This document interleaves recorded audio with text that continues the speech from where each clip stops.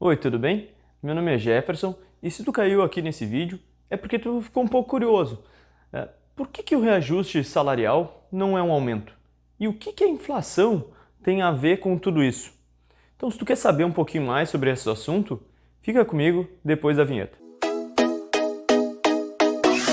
Primeiramente, para poder explicar um pouquinho mais sobre o que a inflação tem a ver com o teu reajuste salarial, vou contar primeiro uma história. O que aconteceu comigo quando eu era adolescente, tipo, quase uns 20 anos atrás, e não sei se todo mundo que está assistindo esse vídeo vai se lembrar dessa época, mas existiam muitas lojas de 1,99 e eu lembro muito bem que eu entrei numa loja de 1,99. Agora eu não sei bem por que eu entrei, o que eu fui comprar, eu não lembro. Sei que eu lembro que eu fui pagar e era 1,99, né? Daí eu dei R$ 2 e a pessoa, quando foi me dar o troco, ela me deu uma balinha, que era o troco de 1 centavo. Eu era bem mão de vaca na época, né? E eu pensei assim, putz, mas eu quero meu 1 centavo, eu não quero uma balinha. Mas agora, se a gente for parar para pensar, a pessoa estava me vendendo uma bala por 1 centavo e estava ganhando dinheiro. Hoje, se tu for analisar, não existe mais moeda de 1 centavo e ninguém se importa com 1 centavo. Se tu for avaliar, nem 5 centavos mesmo praticamente não existe mais, porque o dinheiro vai perdendo o seu poder de compra. Ele vai se desvalorizando de tal forma que hoje não existe mais moeda de 1 centavo, quase nada tu consegue comprar por 5. E na época, 1 centavo tu conseguia vender uma bala e mesmo assim ganhar dinheiro. Outro exemplo que eu sempre lembro é que eu comprava bala 7 Belo por 5 centavos.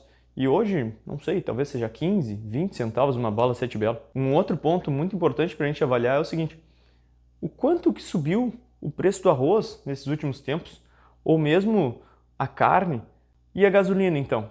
Aqui na minha cidade chegou a bater R$ 6 o preço da gasolina. Então, tudo isso vai ficando mais caro e isso é a inflação. É a subida dos preços e, consequentemente, a perda de poder de compra que tu tem com o teu dinheiro. Mas cada pessoa tem, ou cada família, tem uma inflação específica. Porque, por exemplo, na minha família, eu compro determinados itens aqui para casa, ou eu adquiro determinados serviços.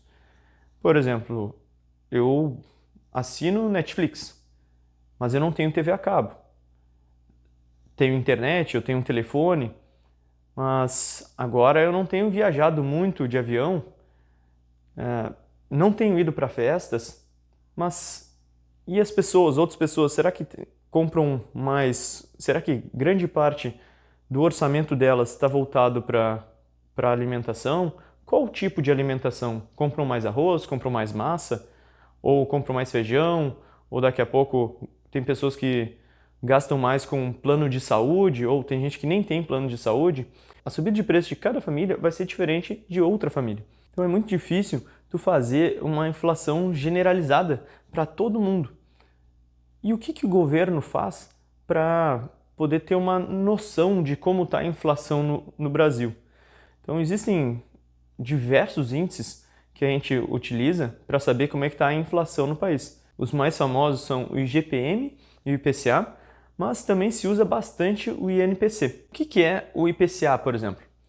O IPCA é o Índice de Preços ao Consumidor Amplo, que é o que o governo utiliza para controlar a inflação no Brasil como um todo.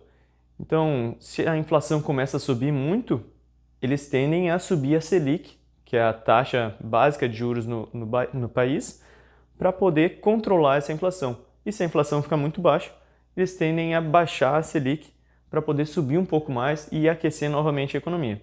Então, o que o IPCA utiliza para poder fazer essa conta? Eles consideram o que uma família média de renda familiar de um salário mínimo até 40 salários mínimos consome entre produtos e serviços nas principais regiões metropolitanas do país. Então, são algumas cidades ou regiões metropolitanas do país que são nas capitais E eles pegam essa média de preços que tem subido mês contra mês e fazem uma média geral para criar esse IPCA. Mas daí tu te pergunta, né? Oh, mas eu não ganho 40 salários mínimos por mês. Ou, se tu ganha, eu não ganho um salário mínimo por mês. Então o IPCA é um valor que não tem como tu aplicar exatamente para a tua família. Ele é um valor mais geral para o governo ter uma noção para poder controlar a inflação na economia. Mas, claro, cada um vai ter a sua inflação. A gente consegue perceber nessa tabela que eu deixei aqui do lado que os pesos maiores do IPCA são transporte e alimentação. Nesse transporte, claro, também entra transporte aéreo. E acho que nessa época de pandemia a gente não está voando muito, né? Agora que a gente já falou um pouco sobre como os preços sobem e quanto isso é chamado de inflação, a gente pode falar um pouco como isso afeta o teu salário. Então vamos dizer que tu tivesse uma renda familiar de R$ 2.000 e tu usa todos esses R$ 2.000 para poder comprar os teus alimentos, se deslocar para o teu trabalho, pagar a internet e daqui a pouquinho o preço do arroz sobe. Ou o preço da gasolina sobe e os preços em geral começam a subir também.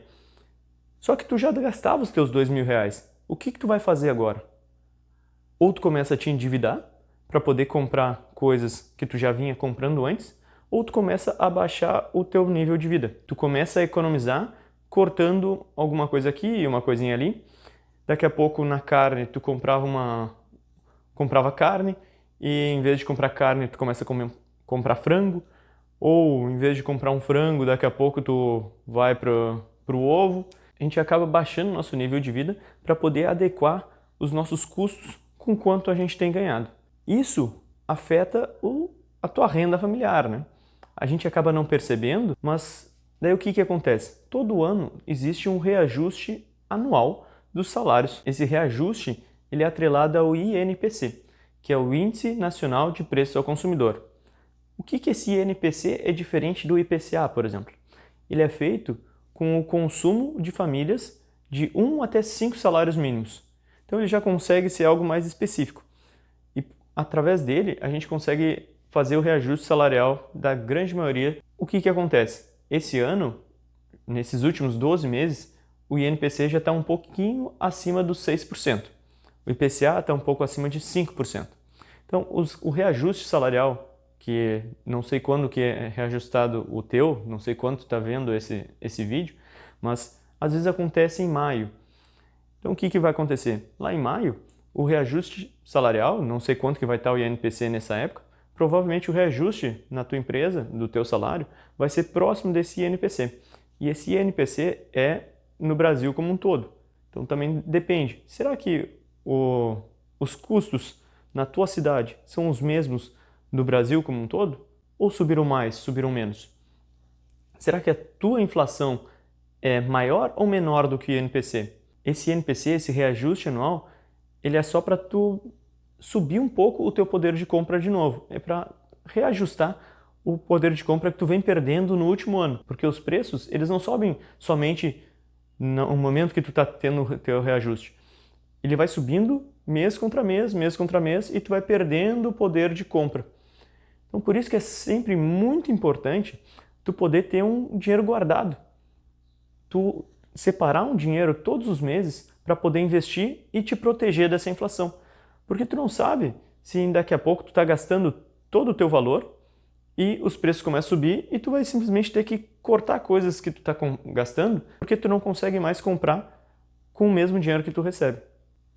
E esse dinheiro que tu tira para investimento, tu pode deixar atrelado a alguma coisa como um IPCA mais 2, 3%, ou ainda, dependendo se a Selic começa a subir um pouco mais agora, tu pode botar alguma coisa atrelada à Selic ou ao CDI, que estão mais ou menos juntos, para poder proteger o teu dinheiro de uma inflação que possa vir a subir mais, ou mesmo essa com já 5% de IPCA, ou INPC que está em um pouco mais de 6%.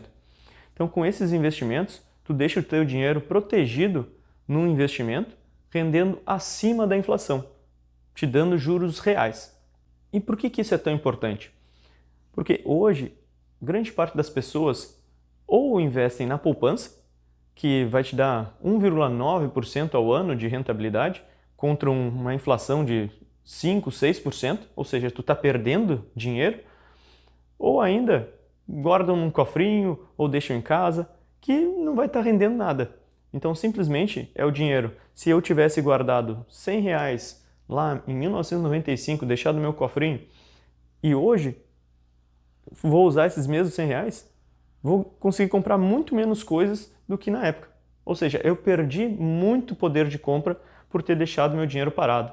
Se eu tivesse investido em algum investimento atrelado a uma inflação, que seria um IPCA mais alguma coisa, eu estaria muito mais protegido. Eu falo sobre investimentos atrelados ao IPCA, a Selic, mas, claro, tu pode investir em diversos outros investimentos que podem rentabilizar o teu capital, que poderia ser ações, fundos imobiliários, criptomoedas, metais preciosos, mas eu prefiro indicar primeiro, para quem não conhece muito, renda fixa, que é como se fosse uma poupança turbinada, que é mais fácil a gente começar em alguma coisinha que é um pouquinho mais parecida com aquilo que a gente conhece, para depois ir galgando novos investimentos que vão te dar umas rentabilidades maiores, mas com certeza com riscos maiores também. Então, se tu gostou desse vídeo, já curte aqui para mim, por favor, vai me ajudar bastante a crescer esse canal. E se tu conhece alguém que gosta desse tipo de conteúdo, precisa entender um pouco mais como é que funciona a inflação ou o reajuste salarial, compartilha também com essa pessoa. Se tiver algum comentário ou alguma dúvida, escreve aqui embaixo para mim, que eu vou adorar poder responder e ajudar todo mundo. Tá certo? Muito obrigado e tchau, tchau.